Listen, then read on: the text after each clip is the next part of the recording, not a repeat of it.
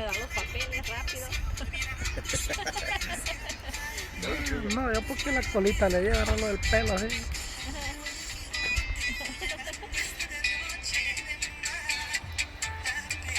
Ayer con una prima, no es prima tuya, ¿verdad?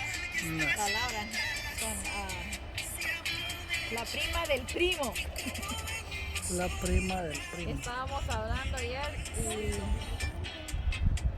no sé qué le pasó a esa muchacha, le digo, pero tenía gran cuerpazo, piernotas, caderotas, nalgotas. Sí, valía la pena. mía ahorita es como palito, Sí.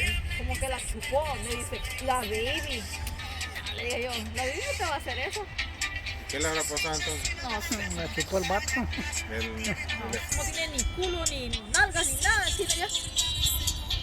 Le digo, oh my god. Tú de verdad que no te sirve el embarazo. ¿Y las llaves?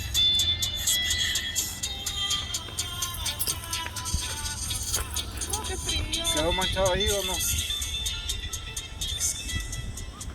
Ve, súbete al Sí, carro. acá ya nos vamos, nomás que se acaben los niños. Y todavía no me tienes que quedar. Yo dije, no, ¿Qué tengo que dar así? aquí. Nomás que se termine, nos vamos.